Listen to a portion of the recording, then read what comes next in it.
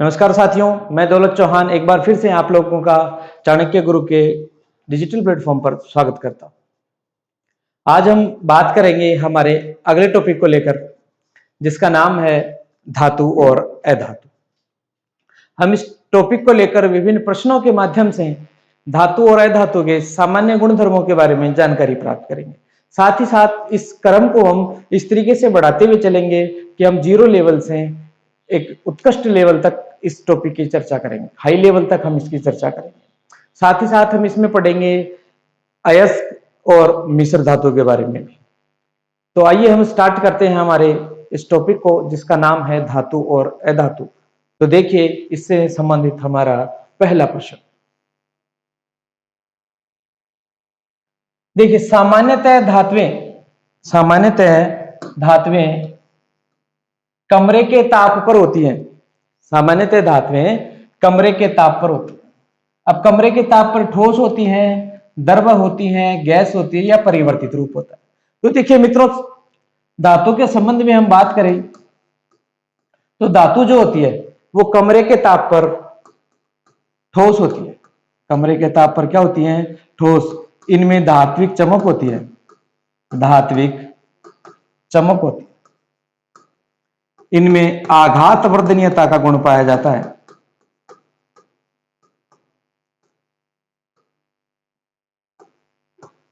नियता का गुण पाया जाता है, जिसको मेलेएबिलिटी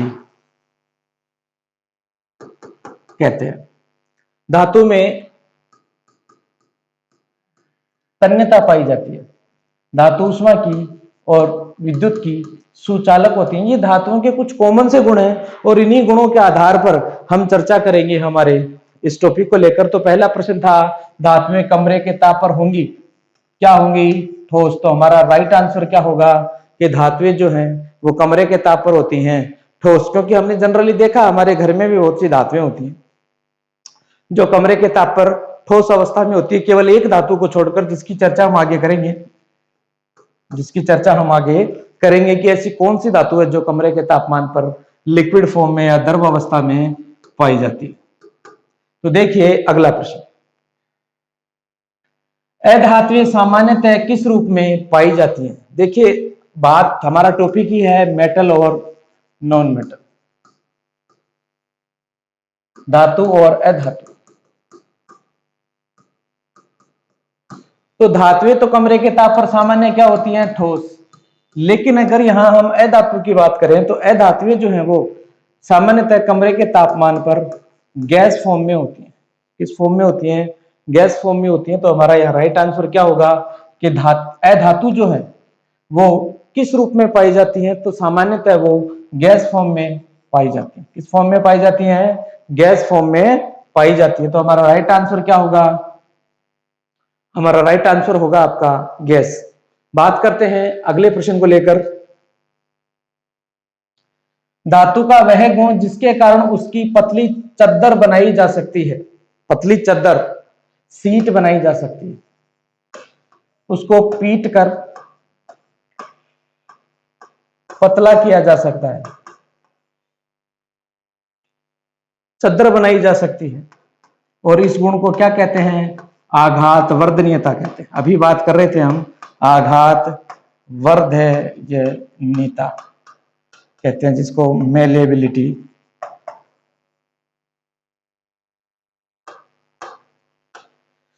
कहते हैं। देखिए, धातु को अगर पीटा जाए, उस पर चोट की जाए, तो वो पतली चद्दर के रूप में परिवर्तित हो जाती है।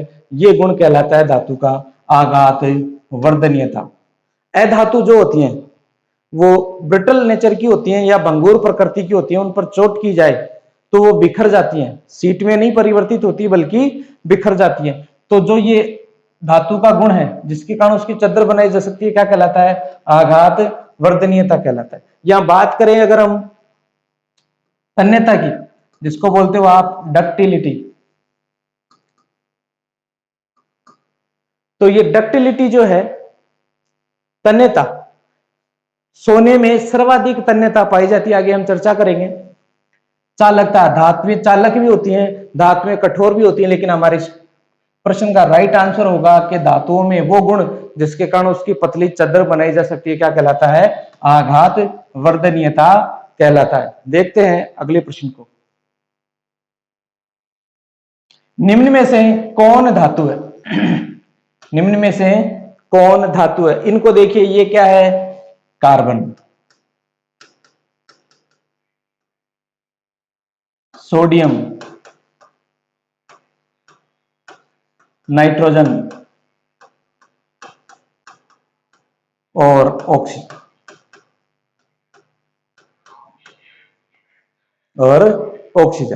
तो यहां पूछा जा रहा है हमसे कि निम्न में से धातु कौन सी है। तो देखिए, ये भी अधातु है, ये भी अधातु है और ये भी अधातु है। तो यहां क्या बचा हमारे पास? सोडियम। तो हमारा राइट आंसर क्या होगा? सोडियम। अब एक बात और विशेष बात आप लोगों के लिए, आपको याद रखने के लिए कि कौन सी धातु और कौन सी अधातु होती है, एक छोटा सा फॉर्मेट। मोस्टली धातु के अंत में जो धातु होगी उसके अंत में IUM होता है। IUM, यम, यम होता है। जैसे यही बात करें हम, सोडियम, क्या था? सोडियम। बात करें मैग्नीशियम, मैग्नीशियम, एल्यूमिनियम,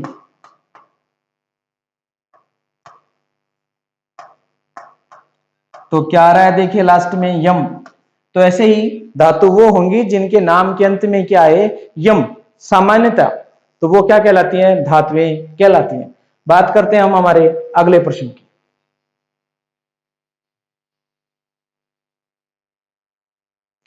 निम्न में से कौन अधातु है? निम्न में से कौन अधातु है?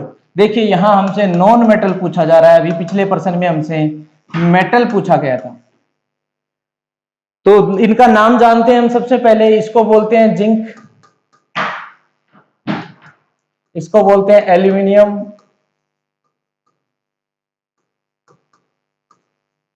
इसको बोलते हैं आयरन,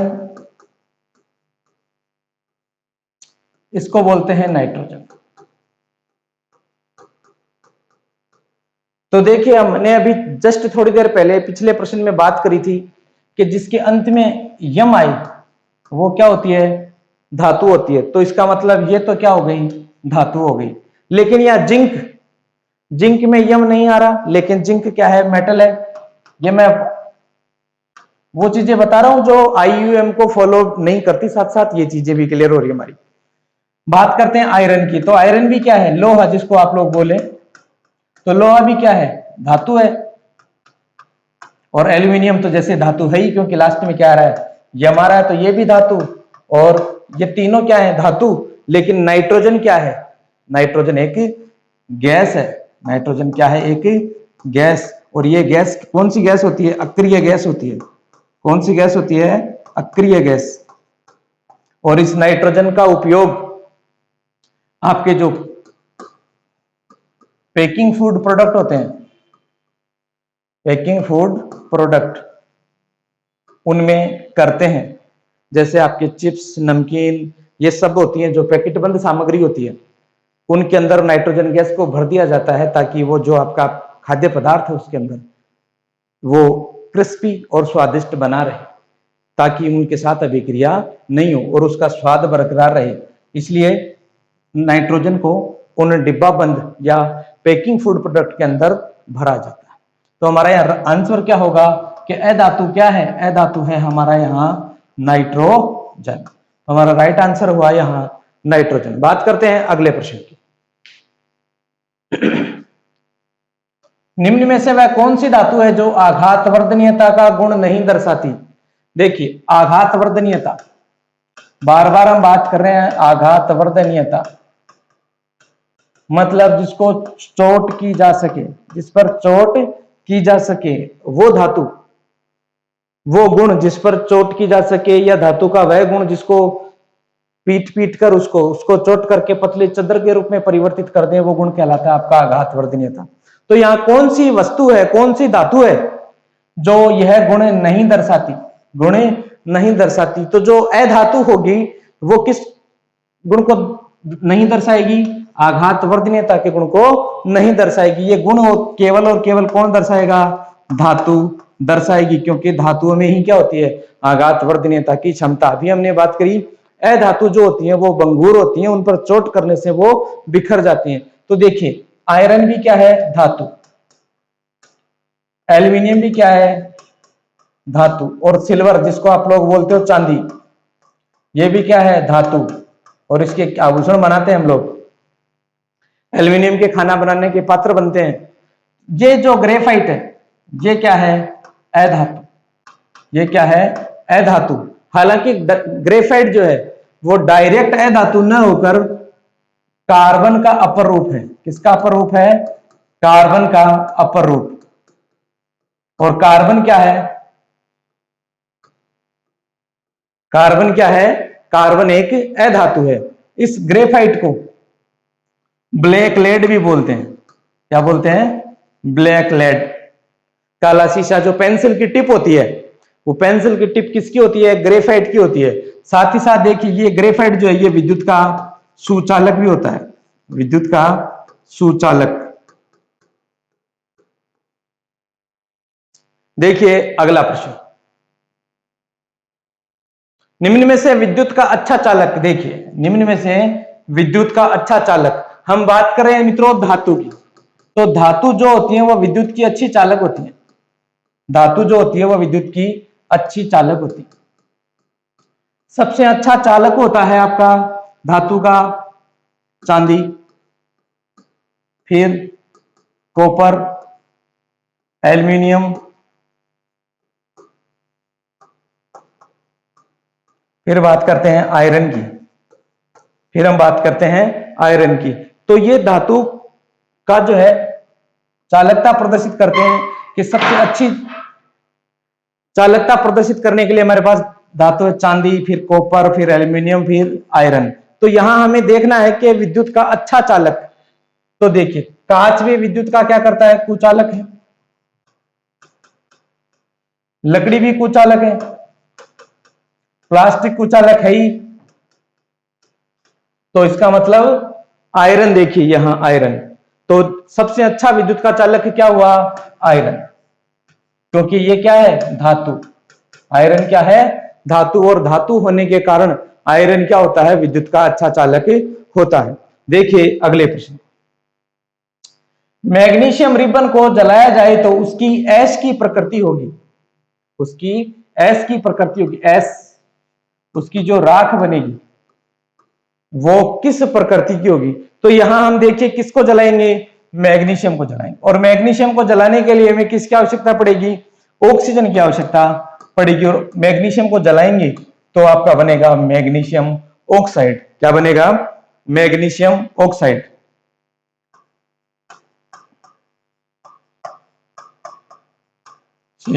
ऑक्साइड। अब यहां मित्रों बहुत शानदार सवाल यहां से हमारे सामने पुटअप होता है, क्योंकि मैग्नीशियम धातु है और धातु का क्या हो गया? ऑक्साइड। तो यहां से एक नया प्रश्न और हमारे सामने आएगा कि धातु ऑक्साइड की प्रकृति कैसी होती है? धातु ऑक्साइड की प्रकृति कैसी होती है? धातु ऑक्साइड, तो धातु ऑक्साइड की प्रकृति होती है मित्रों क्षारीय। कैसी होती है? क्षारीय होती है। अभी हम बात करेंगे देखिए कि धातु ऑक्साइड की प्रकृति क्षारीय कैसे होती है। इस मैग्नीशियम ऑक्साइड की अगर मैं अम्ल से रिएक्शन करवा दूं, इसके साथ अम्ल के साथ क्या करवा दूं? क्रिया करवा दूं, तो देखिए मैं इसकी रिएक्शन करवाता हूं HCl के साथ, तो जो रिजल्ट बनेगा वो बनेगा लवण और जल। क्या बनेगा? लवण और जल। अब लवण कौन सा बनेगा? Magnesium chloride. और जल बनेगा H2O। H2O, ये देखो मैग्नीशियम ने क्लोराइड के साथ रिएक्शन किया तो मैग्नीशियम क्लोराइड बन गया, और यहां से ये दो हाइड्रोजन ऑक्सीजन के साथ मिलेंगी तो क्या बनेगा? जल। अब आपको थोड़ा सा ध्यान देना है। ध्यान क्या देना है कि जो उदासीनीकरण अभिक्रिया होती है, जो न्यूट्रलाइजेशन रिएक्शन होती है, उसमें क्या होता है? अम्ल और क्षार की रिएक्शन हम करवाते हैं। किसकी रिएक्शन करवाते हैं? अम्ल और क्षार, इन दोनों को मिलाएं तो बदले में बनता है आपका लवण और जल। क्या बनता है? लवण और जल। हमने यहां क्या किया है? हमने अम्ल तो लिया है, लवण और जल भी बन रहा है। तो जो ये मैग्नीशियम ऑक्साइड अब किसकी भांति काम कर रहा है? किसकी भांति काम कर रहा है? क्षार की भांति काम कर रहा है। कौन? धातु ऑक्साइड। इसलिए धातु ऑक्साइड की प्रकृति क्या होती है? क्षारीय होती है। तो हमारे इस प्रश्न का आंसर क्या होगा कि मैग्नीशियम रिबन को जलाया जाए तो जो उसकी एस होगी उसकी प्रकृति कैसी होगी? क्षारीय। उसकी प्रकृति होगी क्षारीय। तो राइट आंसर हुआ हमारा बी, बेसिडिक। देखिए अगले प्रश्न को। सल्फर की ऑक्सीजन के साथ क्रिया कराने पर बनता है। सल्फर की ऑक्सीजन के साथ क्रिया कराने पर बनता है। तो देखिए ये सल्फर है, इसकी ऑक्सीजन के साथ क्रिया करवा दें तो बनेगा SO2, सल्फर डाई ऑक्साइड। क्या बनेगा? Sulphur dioxide. यहां अगर हम बात करें तो सल्फ्यूरिक अम्ल होता है आपका H2SO4, सल्फर ट्राइऑक्साइड होता है आपका SO3, सल्फ्यूरस अम्ल होता है आपका H2SO3 और सल्फर डाइऑक्साइड होता है आपका SO2। तो हमारा आंसर क्या होगा कि सल्फर की ऑक्सीजन के साथ क्रिया करवाएं तो बनेगा सल्फर डाइऑक्साइड। क्या बनेगा? Sulphur dioxide. तो राइट आंसर हुआ डी। बात करते हैं अगले प्रश्न की।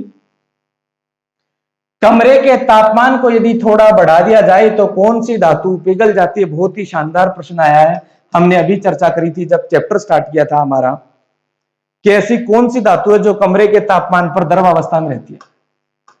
कमरे के तापमान पर द्रव अवस्था में बात कर रहे हैं किसकी? धातु की। तो जो धातु कमरे के तापमान पर द्रव अवस्था में होती है वो है मरकरी, वो है पारा, Hg। पारा जो है कमरे के तापमान पर द्रव अवस्था में रहता है। ठीक ऐसे ही यहां हमने बात करी धातु की, तो ऐसी कौन सी धातु है धातु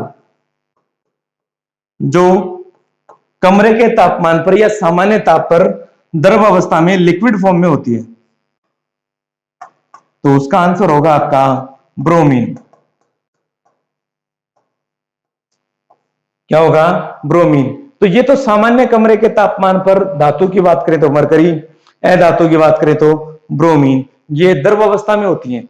लेकिन कुछ धातुएं ऐसी भी होती हैं जिनको अगर हल्की सी ऊष्मा भी मिल जाए तो वो पिघलना स्टार्ट कर देती है। यहां हम कमरे के तापमान की बात करें तो जो कमरे का सामान्य टेम्परेचर होता है रूम टेम्परेचर,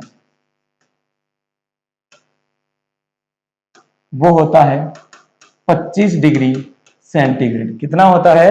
25 डिग्री सेंटीग्रेड। और इससे अगर थोड़ा सा भी तापमान बढ़ा दिया जाए तो आपका एक धातु है गैलियम और सीजियम, धातु है गैलियम और सीजियम।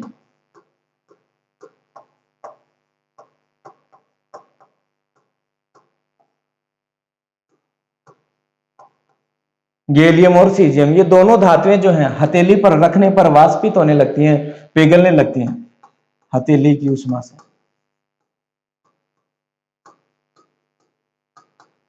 पिघलने लगती हैं।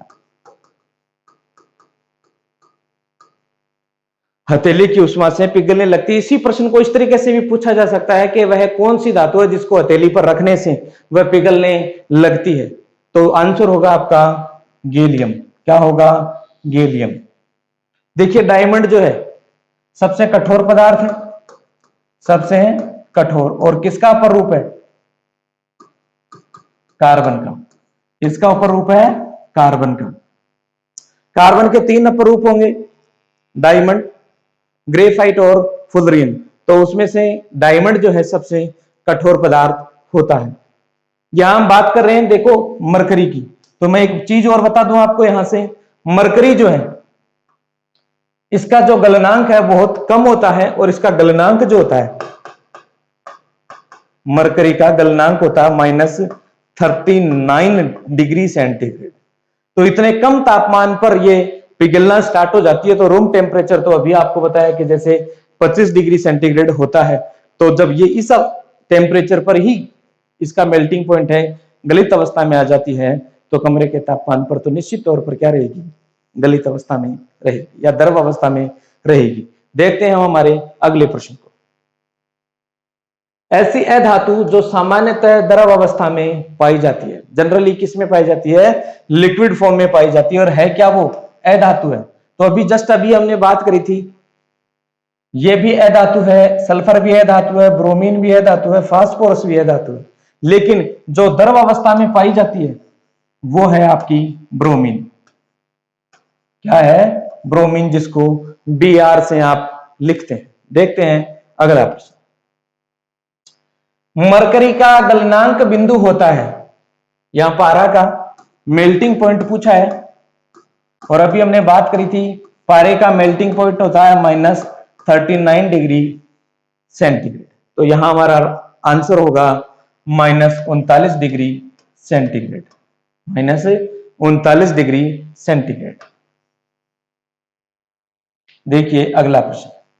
सोडियम धातु किस रूप में पहचानी जाती है, सोडियम धातु किस रूप में पहचानी जाती है। देखिए यहां से बहुत इंपॉर्टेंट प्रश्न है, और इस इंपॉर्टेंट प्रश्न से हम कुछ चीजें जानेंगे कि जनरली धातु का जो नेचर होता है, धातु जो होती है वो क्या होती है, कठोर।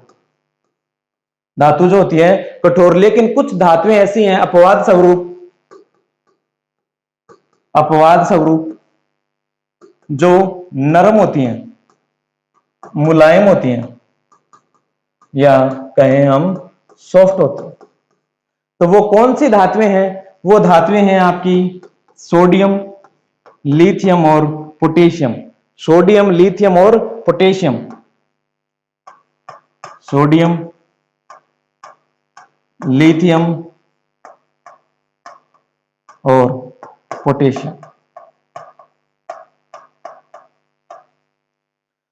ये धातुएं इतनी मृदु, इतनी सॉफ्ट होती हैं कि इनको आसानी से चाकू की सहायता से काटा जा सकता है, नाइफ की सहायता से काटा जा सकता है। जिस प्रकार से आप अपने बर्थडे पर केक काटते हैं, ठीक उसी तरीके से हम ये इन धातुओं को आसानी से चाकू की सहायता से काट सकते हैं। इसलिए ये सॉफ्ट धातुओं की श्रेणी में आती हैं। किस श्रेणी में आती हैं, सॉफ्ट या मृदु धातुओं की श्रेणी में आती हैं। यहां इनको याद करने के लिए आप नलिका का उपयोग कर सकते हैं, नलिका, तो जिससे आपको ये याद हो जाएंगी तीन धातुएं जो क्या होती हैं, नरम होती हैं, मुलायम। जनरली धातुओं का गुण क्या होता है, कठोर होती हैं, वो हार्ड होती हैं। देखिए अगला प्रश्न। सर्वाधिक तन्य धातु होती है, सर्वाधिक तन्य धातु, तन्य का मतलब यहां डक्टिलिटी से है, डक्टिलिटी, जिससे तार बनाए जा सकते हैं, तार खींचे जा सकते हैं पतले पतले।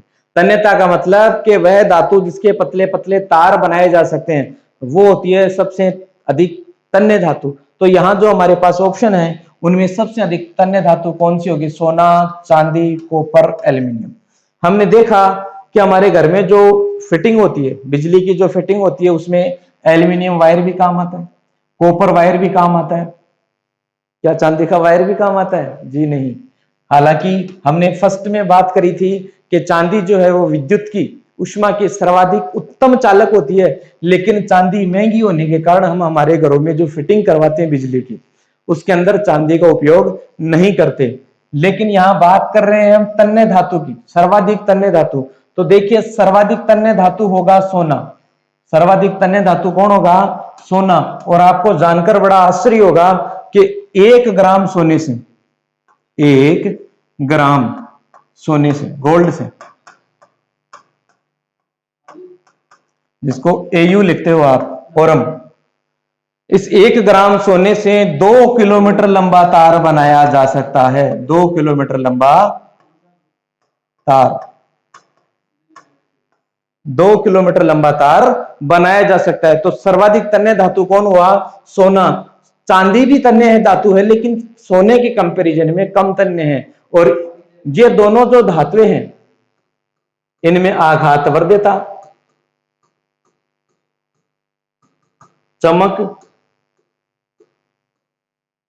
वह तन्यता का गुण पाया जाता है। इसी कारण से हम इन दोनों धातुओं का उपयोग आभूषण बनाने में करते हैं। इसलिए करते हैं, आभूषण बनाने में करते हैं। साथ ही साथ ये नॉन रिएक्टिव मेटल हैं जो सामान्य वातावरण में क्रिया नहीं करती, इसलिए इनका उपयोग हम आभूषण बनाने में करते हैं। देखिए अगला प्रश्न, ऊष्मा की सर्वाधिक उत्तम चालक, ऊष्मा की सर्वाधिक उत्तम चालक की बात करें तो जस्ट अभी पढ़ा है हमने, ऊष्मा की सर्वाधिक उत्तम चालक कौन होती है? चांदी होती।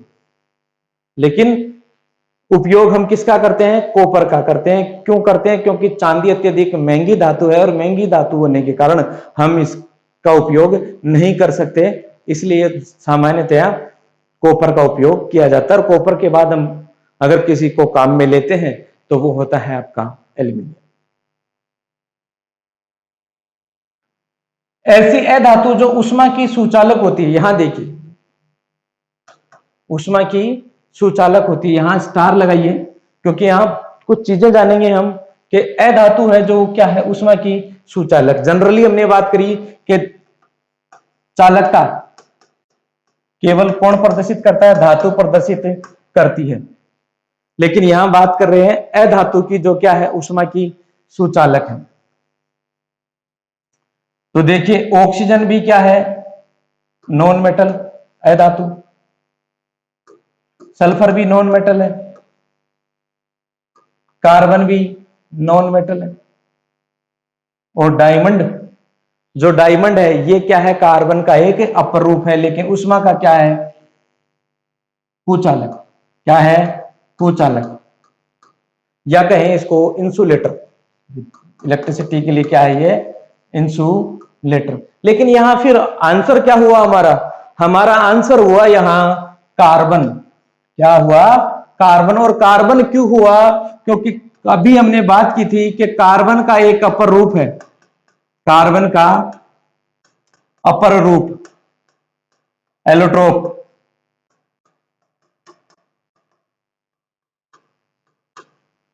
जो क्या है? ग्रेफाइट। और ये ग्रेफाइट जो है, ये ग्रेफाइट क्या होता है? विद्युत का सुचालक होता है, विद्युत का सुचालक होता है।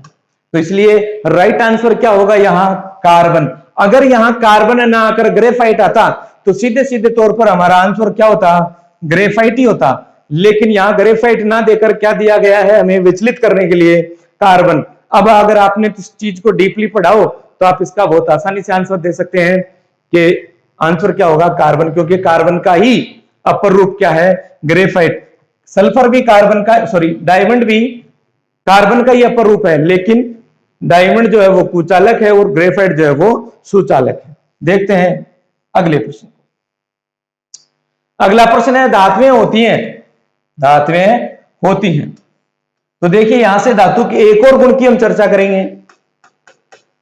धातु इलेक्ट्रॉन त्याग कर, इलेक्ट्रॉन त्याग कर धनावेश बनाती है या धनायन बनाती है, धनावेश बनाती या केटाइन बनाती है।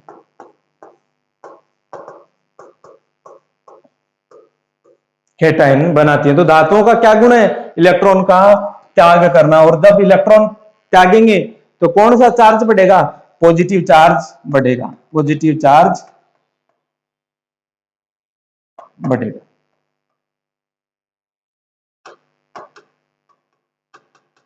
तो यहां धातुएं क्या होती है? सामान्यतः धनावेशी होती हैं, धनावेश बनाती है। तो आंसर हुआ हमारा धनावेश। आगे बात करते हैं। सामान्यतः गलनांक व क्वथनांक उच्च होते हैं, सामान्यतः गलनांक और क्वथनांक उच्च होते हैं। तो देखिए यहां से एक गुण और जानते हैं हम धातु का। धातु जो होती है उनका मेल्टिंग पॉइंट और बॉइलिंग पॉइंट उच्च होता है, उच्च होता है।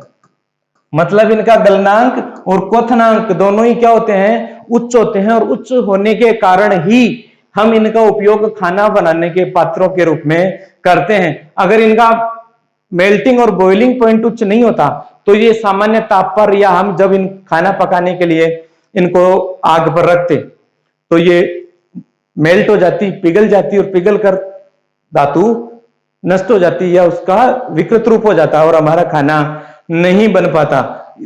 इसलिए धातुओं का गलनांक और क्वथनांक क्या होता है? उच्च होता है। तो गलनांक और क्वथनांक किनका उच्च होगा? धातु का उच्च होगा। यहां से हम बात करें तो धातु में ही डब्ल्यू वुल्फ्राइम बोलते हैं जिसको, या इसको मैं बोलूं टंगस्टन। अब इस टंगस्टन का नाम सुनते ही आपको जानकारी हो गई होगी कि जो बल्ब का फिलामेंट है, बल्ब का फिलामेंट किसका बना होता है? टंगस्टन का बना होता है। और टंगस्टन का इसलिए बना होता है क्योंकि टंगस्टन का जो गलनांक है वो अत्यधिक उच्च होता है, अत्यधिक उच्च मेल्टिंग पॉइंट। इस कारण से टंगस्टन का हम क्या बनाते हैं? बल्ब का फिलामेंट बनाते हैं। देखिए अगले प्रश्न को, पदार्थ पर चोट करने से वह ध्वनि उत्पन्न करता है, यह किसका गुण है? देखिए एक गुण और नया सामने आया हमारे पास मेटल का, कि धातु पर, मेटल पर जब चोट करेंगे, उसको बीट करेंगे, उस पर प्रहार किया जाए तो धातु जो होती है वो ध्वनि उत्पन्न करती है और इस गुण को कहते हैं सोनोरस। इस गुण को क्या कहते हैं? सोनोरस। अगर धातु पर चोट की जाए तो वह क्या करती है? साउंड क्रिएट करती है, ध्वनि उत्पन्न करती है, ध्वनि उत्पन्न करती है और इस गुण को कहते हैं सोनोरस या ध्वनिक। इसी कारण से मंदिर में जो घंटी लगी होती है उस पर हल्के से प्रहार करने पर, चोट करने पर एक तीव्र ध्वनि, एक तीव्र अनुनाद उत्पन्न होता है, क्योंकि धातु पर जब चोट करेंगे तो वो क्या उत्पन्न करेगी? साउंड उत्पन्न करेगी। उस गुण को कहते हैं सोनोरस या ध्वनिक। तो चोट करने पर ध्वनि उत्पन्न करना किसका गुण है? धातुओं का गुण है। आंसर हुआ हमारा धातु। देखिए अगले प्रश्न को, देखिए धातु ऑक्साइड की प्रकृति। अभी हम चर्चा कर चुके इस मैटर पर कि मेटल ऑक्साइड की नेचर, मेटल ऑक्साइड की नेचर। अभी हमने एग्जांपल लिया था मैग्नीशियम ऑक्साइड का। तो धातु ऑक्साइड की नेचर हमने पता करी थी, कैसी होती है? क्षारीय होती है। कैसी होती है? क्षारीय होती है। तो इस तरीके से इसका आंसर क्या हुआ हमारा कि धातु ऑक्साइड की प्रकृति कैसी होती है? क्षारीय। तो यहां से देखिए धातु ऑक्साइड की प्रकृति क्षारीय, तो कॉमन सी बात, अधातु ऑक्साइड की प्रकृति होगी अम्लीय। अधातु ऑक्साइड की प्रकृति कैसी होगी? अम्लीय, जो हमें हमारे अगले प्रश्न में मिलेगा। अधातु ऑक्साइड की प्रकृति होती है, अधातु ऑक्साइड की प्रकृति होती है, तो यहां आंसर क्या आएगा? अम्लीय। अब देखिए मैं इसको थोड़ा बता देता हूं आपको कि अम्लीय क्यों होती है। आपका कार्बन क्या है? अधातु। इसके साथ ऑक्सीजन मिला दूं तो क्या बनेगा? अधातु ऑक्साइड। और इसकी रिएक्शन में अगर क्षार से करवा दूं तो ये देखिए कैल्शियम हाइड्रोक्साइड। क्या है? Calcium hydroxide.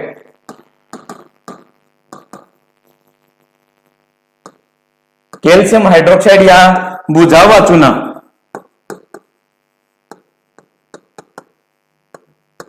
बुझावा चूना इसके साथ करवा दी जाए तो जो रिएक्शन होगी क्या होगी? देखिएगा यहां से बनेगा आपका कैल्शियम कार्बोनेट, साथ साथ बनेगा जल। तो फिर से क्या बना? ये लवण और जल। हमने लिया क्या है? क्षार। तो ये क्या बन गया? ये बन गया आपका अम्ल, क्योंकि हम पढ़ चुके अम्ल और क्षार को जब आपस में अभिक्रिया करवाई जाती है तो बनता है लवण और जल। जब हमारे पास लवण बन रहा है, जल बन रहा है, एक हमारे पास क्षार है ऑलरेडी, तो जो चौथी चीज बची वो क्या होगी? अम्ल। तो इसलिए अधातु ऑक्साइड की प्रकृति कैसी होगी? अम्लीय होगी। किस नेचर का होगा? एसिडिक नेचर का होगा। तो हमारा आंसर क्या हुआ? अम्लीय प्रकृति की होगी। कौन? अधातु ऑक्साइड। देखिए अगले प्रश्न को। सबसे हल्की धातु, सबसे हल्की धातु, देखिए हमारे पास जो हम तैयारी कर रहे हैं हमारे पटवार और राजस्थान पुलिस के विषय में, राजस्थान पुलिस की जो एग्जाम है वो संभवतः जुलाई में होने की संभावनाएं हैं। और आप लोगों को, जैसा कि सब लोगों को पता है कि हमारी पटवार की एग्जाम की जो सूचना हमें मिली है वो सूचना आई है हमारे पास फरवरी में, फरवरी 2021 में। तो हमारे पास मित्रों अभी पटवार की एग्जाम के लिए पर्याप्त समय है और हम इस एग्जाम को अब खाली नहीं जाने देंगे। हमें इस एग्जाम में सिलेक्शन लेना है और सिलेक्शन लेने के लिए ऐसा नहीं है कि समय लंबा दिखाई दे रहा है आपको तो अपनी गति को मंद कर लें, धीरे धीरे कर लें। आपने खरगोश और कछुए की कहानी सुनी होगी। स्टार्ट में जो खरगोश है वो तेजी से दौड़ा, लेकिन उसको लगा कि कछुआ तो बहुत पीछे रह गया और अभी अपन तो मंजिल के नजदीक आ गए, तो थोड़ा सा विश्राम कर लेते हैं। और जैसे ही खरगोश ने विश्राम किया उसकी आंख लग गई और कछुआ जो आपकी मंद गति से चल रहा था, कंटिन्यूस चल रहा था, उसने अपनी दौड़ जारी रखी और वो मंजिल को प्राप्त कर गया और जीत गया और खरगोश जो है वहीं सोया हुआ रह गया। तो इतना लंबा समय देखकर आप भी अपनी तैयारी को स्टिल ना करें, ढीला ना करें, उसको कंटिन्यू रनिंग में लेते रहें और लगातार हमारे साथ जुड़े रहें, निश्चित तौर पर आपको सफलता मिलेगी। तो देखिए हमारा अगला प्रश्न कि सबसे हल्की धातु, हमारे एग्जाम में जनरली ऐसे ही प्रश्न पूछे जाएंगे, सामान्य प्रश्न, इसलिए साइंस को लेकर आप इतना बर्डन फील ना करें, बहुत आसानी से हम इस चीज को हल कर लेंगे। और आप लोगों को देखिए जब पेपर देंगे आप लोग तो आपको खुद को यकीन होगा कि हमने जो हमारे चैप्टर में पढ़ा, टॉपिक में पढ़ा और जो सर ने हमें बताया लगभग या सेम टू सेम आपका उसी से रिलेटेड हमारे सामने क्वेश्चन आ रहे हैं। तो इस तरीके से साइंस को बिल्कुल भी आप लेकर ज्यादा प्रेशराइज्ड फील ना करें, हम इसको बहुत ही आसान तरीके से और बहुत आसानी से पढ़ने वाले हैं। आप लोगों को बहुत शानदार तरीके से पढ़ाएंगे और आप लोगों को मजा आने वाला है। बस आप लोग हमारे साथ जुड़े रहें, बने रहें। तो देखिए सबसे हल्की धातु की हम बात करें, लाइटेस्ट मेटल, तो यार लाइटेस्ट मेटल और हेवीएस्ट मेटल की बात करेंगे, भारी और हल्की धातु की बात करेंगे। तो जो हल्की धातु होती है लिथियम, क्या होती है? लिथियम। और जो सबसे भारी धातु की अगर हम बात करें तो भारी धातु होगी ओस्मियम, भारी धातु होगी ओस्मियम और ये होगा एलआई, लिथियम। तो देखिए सबसे हल्की धातु होगी हमारे पास लिथियम। आप आजकल सब मोबाइल यूजर है और मोबाइल फोन के अंदर जो बैटरी लगती है वो बैटरी किसकी होती है? लिथियम आयंस की होती है। आप उसको देखेंगे तो आपको पता चलेगा लिथियम बैटरी, क्या पता चलेगा? लिथियम बैटरी लिखा होता है। तो देखिए इस तरीके से हमारा इस प्रश्न का आंसर हुआ लिथियम के सबसे हल्की धातु होती है लिथियम। देखते हैं अगले प्रश्न को लेकर के सल्फाइड एस्को का। देखिए सल्फाइड एस, यहां हम ओर्स की बात करें, एस्क की बात करें, या जब ओर्स और एस्क की बात करें तो साथ ही साथ हमें चर्चा करनी पड़ेगी मिनरल्स की, जिसको आप लोग बोलते हो खनिज। तो देखिए मित्रों पृथ्वी से जो भी खोदकर निकाला जाए वो सारा का सारा क्या कहलाता है? मिनरल्स कहलाता है। लेकिन उस मिनरल्स के अंदर व्यवसायिक उपयोग के लिए या जो धातुओं के यौगिक होते हैं वो हो कहलाते हैं आपके ओर्स या एस्क, कि जिसमें किसी विशेष धातु के गुण पाए जाए वो क्या कहलाती है? ओर्स या एस्क कहलाती है। तो सामान्यतः एस्को में विभिन्न प्रकार की अशुद्धियां पाई जाती है। यहां हम बात कर रहे हैं कि सल्फाइड एस्को में, कि जिसके अंदर सल्फाइड की अशुद्धि पाई जाए, उन एस्को का शुद्धिकरण किस विधि से करते हैं, उनका शुद्धिकरण किस विधि से करते हैं। तो यहां हम बात करेंगे दो विधियों की, भर्जन और निस्तापन, भर्जन और निस्तापन की। देखिए भर्जन उनका करेंगे जिनके अंदर सल्फाइड की अशुद्धियां आई, किसकी अशुद्धियां हो? सल्फाइड की अशुद्धि हो, उसका तो करेंगे भर्जन। और जिसके अंदर कार्बोनेट की अशुद्धि हो,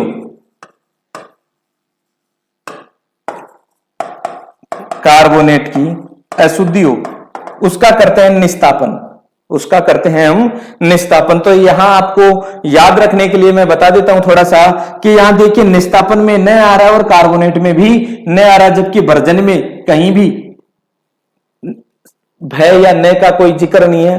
तो यहां से आप स्टार्टिंग में निस्तापन में नी से स्टार्ट हो रहा है, तो इसलिए आप यहां से थोड़ा सा कार्बोनेट पर ध्यान जाएगा आपका। और वर्जन में करते हैं हम, वर्जन विधि में करते हैं सल्फाइड एस्को का शुद्धिकरण। तो आप ध्यान रखिएगा, मोटे तौर पर इन दो ही विधियों के बारे में आपसे एग्जाम में पूछा जाएगा। बात करते हैं अगले प्रश्न को लेकर। निस्तापन विधि का उपयोग किया जाता है। देखिए जस्ट अभी हमने बात करी कि निस्तापन विधि का उपयोग किया जाता है कार्बोनेट एस्को में, तो हमारा आंसर हो गया कार्बोनेट एस्को का शुद्धिकरण किया जाता है निस्तापन विधि द्वारा। देखिए अगला प्रश्न, केरोसिन में रखी जाने वाली धातु, बहुत ही शानदार प्रश्न है कि केरोसिन में रखी जाने वाली धातु होती है आपकी सोडियम। कौन सी धातु होती है? सोडियम, क्योंकि सोडियम अत्यधिक क्रियाशील धातु है, अत्यधिक क्रियाशील धातु है। और ये क्रियाशील धातु जैसे ही इसको हम वायु या जल के संपर्क में लाएंगे तो ये आग पकड़ लेगी, इसलिए इसको आग से बचाने के लिए हम किस में रखते हैं? केरोसिन तेल में डुबो कर रखते हैं। साथ ही साथ आपकी सोडियम हमने बात करी थी मृदु धातु, सॉफ्ट धातु, और ये हल्की धातु भी होती है। क्या होती है? हल्की, लाइटेस्ट मेटल, सबसे हल्की की बात नहीं कर रहे, हल्की धातु होती है। इसलिए इसको जब पानी के ऊपर रखा जाता है तो पानी के ऊपर ये फ्लोट करती है, पानी के ऊपर तैरती है, इसलिए इसको क्या कहते हैं? हम हल्की धातु कहते हैं। तो केरोसिन तेल में रखी जाने वाली धातु कौन सी होगी? सोडियम धातु। देखिए अगला प्रश्न, पानी पर तैरने वाली धातु। तो देखिए पानी पर तैरने वाली धातु होगी आपकी सोडियम, जो अभी हम चर्चा कर रहे थे। मैग्नीशियम, एल्यूमिनियम, आयरन, ये सारी धातुएं जो है भारी होती हैं, किसके कंपैरिजन? सोडियम के कंपैरिजन। तो इसलिए हमारा यहां आंसर होगा सोडियम धातु पानी पर तैरती है। कुछ लोग जो देखा होगा आपने, मैजिशियन वगैरह जो होते हैं वो पानी में आग लगाते हैं, तो पानी में आग नहीं लगती, वो केवल और केवल एक भ्रम पैदा करते हैं और उस भ्रम के लिए वो पानी के अंदर सोडियम के टुकड़े डाल देते हैं, जिस वजह से सोडियम पानी के साथ रिएक्शन करके क्या करता है?